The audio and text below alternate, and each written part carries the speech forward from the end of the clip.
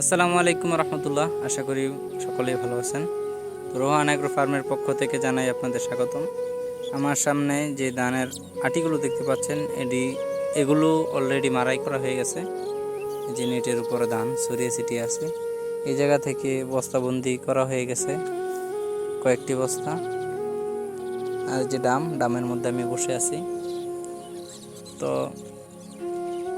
এই ধানের জাত হলো 29। তো আমি যদি আপনাদের ভালো করে দেখাই, যে লক্ষ্য করুন আশেপাশে কিন্তু কোনো ধানি জমি নাই। যে এই জমিটা কাটতেছে, এটা 29। বাকি পুরো আমাদের আঞ্চলিক ভাষায় এটাকে বিল বলে, কেউ চক বলে, বিভিন্ন জায়গায় বিভিন্ন ভাষা বলে থাকে। তো সব ধান কাটা হয়ে গেছে।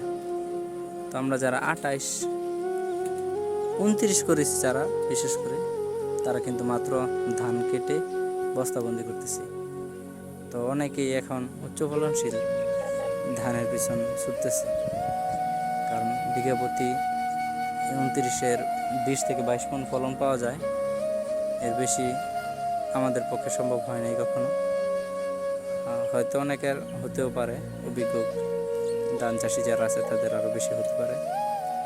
তো আজকের কথা মূলত যেটা বলতে চাইতেছি, তো একটা সময় দেখা যেতে পারে এই 29 ধানটা নাও থাকতে পারে, কারণ এখন বিভিন্ন হাইব্রিড ধান বের হয়েছে। বঙ্গবন্ধু, ইস্পাহানি, বিনা 11, আরও অনেক জাত আছে যেগুলো আমার নাম জানা নাই এখন। তো এগুলোর পিছিয়ে ছুটতেছে। এগুলো কিন্তু বিঘা প্রতি অনেক ভালো ফলন, যেহেতু দেশের জনসংখ্যা বাড়তেছে, খাদ্য উৎপাদনের চাহিদাও বাড়তেছে। সকলেরই উচিত হাইব্রিড ধান চাষ করা।